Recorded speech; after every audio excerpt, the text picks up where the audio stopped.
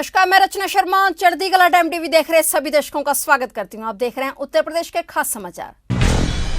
उत्तर प्रदेश की योगी आदित्यनाथ सरकार ने गांवों में जमीन विवादों को जड़ से ही खत्म करने की योजना बना ली है। घाटे के 6 खातेदारों के बीच अपने अपने हिस्से की जमीन के बंटवारे के लिए अब मुकदमेबाजी की नौबत नहीं आएगी। 6 खातेदारों के बीच हिस्से का बंटवारा अब पंचायत स्तर पर ही हो जाएगा। राजस्व परिषद ने जिलाधिकारियों को निर्देश दिए हैं कि जिन राजस्व गांवों में खतौनी का पुनर्निरीक्षण और अंश निर्धारण का काम पूरा किया जा चुका है, वहां 6 खातेदारों के बीच गांठों के भौतिक विभाजन की योजना तैयार कर उसे अमली जामा पहनाया जाए। गांवों में अक्सर मिलजुला यानी कि मिले जुले खातेदारों वाले गांठे होते हैं। एक ही गांठे में कई 6 खातेदार होते हैं, लेकिन यह निश्चित नहीं होता कि इसमें किसका हिस्सा किस तरफ है। इसके जमीन के बंटवारे को लेकर आए दिन विवाद होते हैं। दिक्कत यह भी आती है कि यदि कोई अपना हिस्सा बेचना चाहे तो यह तय नहीं हो पाता कि वह किस तरफ की जमीन बेचे। ऐसा ही असमंजस जमीन खरीदने वाले के सामने भी होता है। यदि उसमें किसी व्यक्ति से कोई जमीन खरीदी तो उसके बाद में उस घाटे का कोई अन्य 6 खातेदार यह दावा कर सकता है कि वह भूमि को उसके हिस्से की थी। 6 खातेदारों के बीच जमीन के बंटवारे के लिए भी अभी एसडीएम के यहाँ मुकदमा दर्ज कराना पड़ता है। राजस्व विभाग के एक वरिष्ठ अधिकारी के अनुसार प्रदेश में मिलजुला गांठों के जमीन के बंटवारे में जुड़े तकरीबन 20,000 मुकदमे लंबित हैं। इसे देखते हुए यूपी सरकार ने जमीन विवादों को जड़ से खत्म करने की योजना बना ली है। उत्तर प्रदेश का कृषि के क्षेत्र में देश में महत्वपूर्ण स्थान है। प्रदेश सरकार की कृषि एवं कृषक हितैषी नीतियों एवं योजनाओं का यह सुपरनाम है कि गन्ना, चीनी एवं एथेनॉल के उत्पादन में उत्तर प्रदेश देश में लगातार चौथी बार प्रथम स्थान पर है।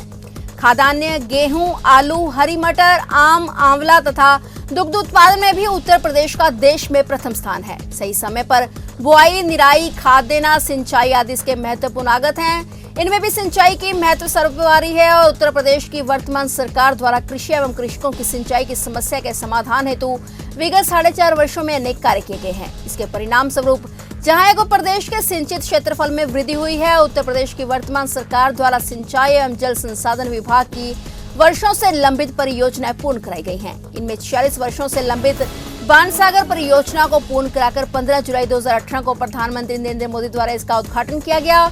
इसी के साथ ही पूर्ववर्ती सरकारों के कार्यकाल से ही लंबित पहाड़ी बांध परियोजनाएं एवं जाखलौन पंप नहर प्रणाली तथा सोलर पावर प्वाइंट की पुनर्स्थापना की लगभग 13 परियोजनाएं वर्तमान सरकार के 4.5 वर्ष के कार्यकाल में पूर्ण की गई हैं। प्रदेश का बुंदेलखंड क्षेत्र सिंचाई एवं कृषि में बाकी प्रदेश से अपेक्षाकृत पिछड़ रहा है, परंतु प्रदेश की वर्तमान सरकार ने मुख्यमंत्री योगी आदित्यनाथ के नेतृत्व में बुंदेलखंड के विकास का खाका खींचा है एवं उसे रफ्तार देने के लिए विभिन्न परियोजनाएं चलाई जा रही हैं। बुंदेलखंड में कृषि एवं कृषकों की समृद्धि सुनिश्चित करने हेतु प्रदेश सरकार द्वारा बुंदेलखंड क्षेत्र में कई खेत तालाबों का निर्माण कराया गया। प्रदेश सरकार द्वारा वर्ष 2021-22 में प्रदेश की सिंचाई क्षमता में वृद्धि से संबंधित 12 परियोजनाओं को पूर्ण करने का लक्ष्य रखा गया है। उत्तर प्रदेश के मुख्यमंत्री योगी आदित्यनाथ की पहल पर कोरोना काल में अपने माता पिता या दोनों में से किसी एक को खोने वाले बच्चों के लिए शुरू की गई बाल सेवा योजना से अब तक 6,000 बच्चों को लाभ मिल चुका है। महिला एवं बाल विकास विभाग की ओर से 2,000 अन्य नए बच्चों को भी चयनित किया जा चुका है, जिनको इस माह किश्त दी जाएगी। बता दें कि विभाग में बाल सेवा योजना सामान्य के लिए भी आवेदन आने शुरू हो गए हैं। इसके अलावा यूपी में गरीबी रेखा से नीचे जीवन यापन कर रहे लोगों के बच्चों के सम्मान, स्वावलंबन और सुरक्षा देने के लिए शुरू की गई स्पॉन्सरशिप योजना से यूपी के हजारों बच्चों को सीधा लाभ मिल रहा है। इस योजना के तहत गरीब तबकों के एकल दिव्यांग अभिभावकों और अनाथ बेसहारा बच्चों को प्रति माह 2,000 रुपए देने का प्रावधान है। इस योजना के तहत प्रदेश के अलग अलग जिलों में कई बच्चों को इस योजना से लाभ दिलाया जा चुका है। प्रदेश के जरूरतमंद परिवारों के बच्चों को शिक्षा की मुख्य धारा से जोड़ने के लिए बाल श्रमिक विद्या योजना से जोड़ा जा रहा है। इस योजना से एक और बच्चों के अभिभावकों की काउंसलिंग कर उनको अपने बच्चों को शिक्षा के क्षेत्र में बढ़ावा देने के लिए प्रोत्साहित किया जा रहा है, तो वहीं दूसरी ओर इन सभी बच्चों का दाखिला प्राथमिक विद्यालयों में कराए जाने से बचपन संवर रहा है। विजयदशमी के दिन हाथी के साथ आयोजन की परंपरा का निर्वहन करने के दौरान सुबह ही हाथी भड़क गया। इसके बाद बाजार में हाथी का रौद्र रूप देखकर सभी दहशत में आ गए। दरअसल एक जीप चालक ने हाथी को पैसा ना देकर महावत को पैसा दे दिया और आगे बढ़ गया। इस वजह से भड़के हाथी ने वहां पर मौजूद मैजिक टेम्पो सहित 2 मोटरसाइकिलों को क्षतिग्रस्त कर दिया। हाथी का रौद्र रूप देखकर भगदड़ मच गई। इस दौरान काफी देर तक अफरा तफरी मची रही। विजयदशमी पर्व पर वर्षों से हाथी मंगाने की परंपरा रही है। इस बार भी तैयारियों के तहत 2 हाथी मंगाए गए थे, लेकिन हाथी अचानक किसी बात पर आक्रोशित हो गया और बाजार में आक्रोशित हाथी को देखकर भगदड़ मच गई। महावत हाथी को वश में करने का प्रयास करने लगा तो लगभग 20 मिनट तक हाथी काबू में नहीं आया और बाद में काबू आया और फिर महावत हाथी को लेकर आगे बढ़ गया, जिसके बाद हाथी बाबा भगवती दास कुटी जगदीशपुर में पहुंच चुका है, जिसके बाद दशहरा कमेटी ने हाथी को मेले में न घुमाने का निर्णय लिया है। हर वर्ष की तरह इस वर्ष भी सत्य पर सत्य, बुराई पर अच्छाई की विजय का प्रतीक दशहरा पर्व बहराइच में धूमधाम से मनाया गया। कड़ी सुरक्षा व्यवस्था के बीच रामलीला मैदान में राम रावण युद्ध का मंचन हुआ। मर्यादा पुरुषोत्तम श्री राम के अग्नि बाण चलाते ही लगभग 21 फीट के रावण का पुतला दू कर जल गया और इस तरह एक बार फिर बुराई पर अच्छाई की जीत के साथ ही अनाचार पर सदाचार की विजय और असत्य पर सत्य की जीत हुई। इस दौरान जनप्रतिनिधियों, पुलिस व प्रशासनिक अधिकारियों ने जनपद वासियों को विजयदशमी की बधाइयां दी।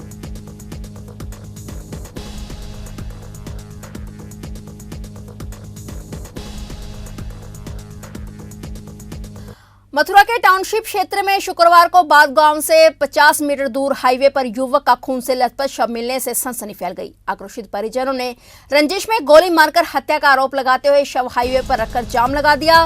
मथुरा आगरा हाईवे पर दोनों तरफ वाहनों की लंबी लाइन लग गई। करीब 1.5 घंटे बाद मौके पर पहुंचे पुलिस अफसरों ने लोगों को समझाकर जाम खुलवाया। पुलिस ने हत्या की रिपोर्ट दर्ज कर ली है। उसके शरीर पर चाकू और सरियों के प्रहार के निशान बताए जा रहे हैं। बताया गया कि अशोक शाम को अपने खेत में गया था, तब से नहीं लौटा तो परिजनों की तलाश करने पर उसका शव मिला। परिजनों ने बताया कि पुरानी रंजिश में युवक की हत्या की गई है। इससे पहले उसके पिता की भी गोली मारकर हत्या कर दी गई थी। पहले मेरा भैया मार दो, 30 साल भैया मेरे भैया देख जाको आदमी जय छोरा को बाप और भाई फिर मुझे भतीजो मारे मेरो। किसने मारा है इनको? राधा चरण ने। कहाँ के रहने वाले हैं? राधा चरण ने, गोपाल ने, लक्ष्मण ने, विनोद ने।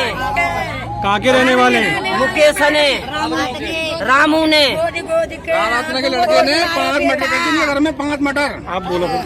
मथुरा जिला संयुक्त चिकित्सालय वृंदावन में बायोमेडिकल वेस्ट डस्टबिन और अन्य सामग्री 2 वर्षों से उपलब्ध नहीं है, जिसमें चिकित्सालय के वेस्ट को निस्तारित करने में परेशानी का सामना करना पड़ रहा है। इसको लेकर मैसेज विशाल बायोगैस एजेंसी को कई बार जिला संयुक्त चिकित्सालय वृंदावन द्वारा अवगत कराया गया, किंतु आज तक एजेंसी द्वारा चिकित्सालय को कोई सामग्री उपलब्ध नहीं कराई गई है। जिला संयुक्त चिकित्सालय वृंदावन द्वारा मैसेज विशाल बायोगैस एजेंसी को भेजे गए पत्र के अनुसार इन्फेक्शियस वेस्ट को उठाने के लिए चिकित्सालय में पीली पॉलिथीन समाप्त हो गई है। वर्तमान में चिकित्सालय में डेंगू और मलेरिया के लगभग 125 मरीज भर्ती हैं और कचरा उठाने के लिए पीली पॉलिथीन भी नहीं है, जिसके लिए एजेंसी को कई बार फोन के माध्यम से जिला संयुक्त चिकित्सालय द्वारा अवगत कराया जा चुका है, लेकिन कोई भी सामग्री उपलब्ध नहीं कराई जाती है।